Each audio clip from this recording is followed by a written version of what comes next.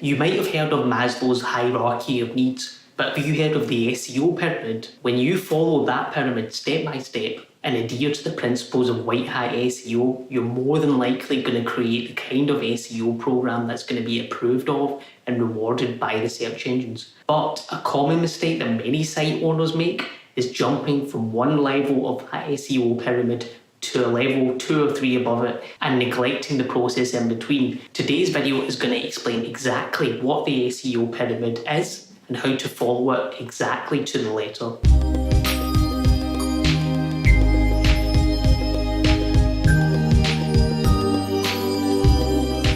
The SEO pyramid strategy has been tested and proven to work time and time again, and it will work for everything from small to medium-sized enterprises to e-commerce operations and large corporations. You've probably seen this in various permutations with the order changed or with extra things added or taken out. The point is the basic principles to this are exactly the strategy you need to take with your SEO and online marketing if you want to make a serious long-term amount of sales from this game. Let's start from the bottom of the pyramid.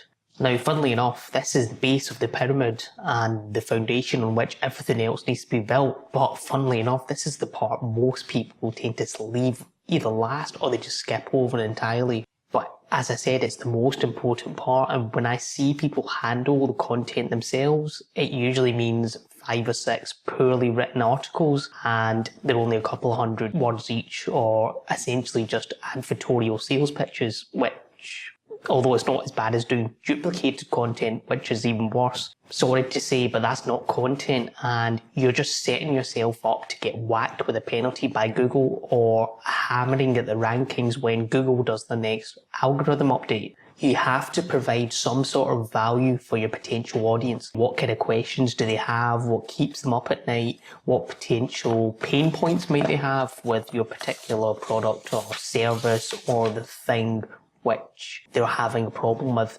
It could be in the form of free advice, industry white papers, a free app, ebooks, informative articles, anything really, podcasts even. Hand in hand with that, you have to make sure the content is accessible by everybody. So whether that's somebody using a mobile or a desktop computer, and even to search engine crawlers as well, you have to make sure they can see the content as well. On-page SEO obviously comes into play here as well, so you want to make sure your site's internal linking structure is also spot on. Just having great content isn't enough though. I mean, it's a great foundation to build on top of, so we'll move up further through the pyramid to see how you can capitalize on a website that's loaded with great content. While we don't want to be obsessing about rankings, you want to also have an idea of the kinds of keywords you want to be targeting.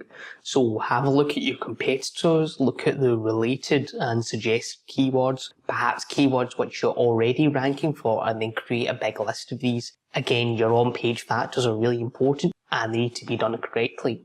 It will essentially point search engines in the right direction in terms of knowing what terms your site should rank for. So you need to make sure the keywords are mentioned on the right pages, in the titles, in the URL, used as anchors even.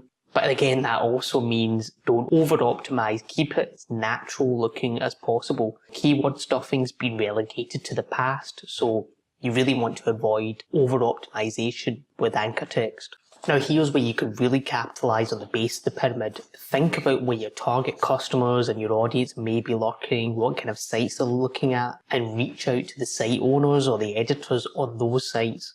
That could mean they have some content which has some crossover with yours, so they can link to your content directly from there. Or you may even want to do a guest post for them and get a link back to your own site that way. Just as long as it's a quality site and there's relevancy, it will stand you in good stead.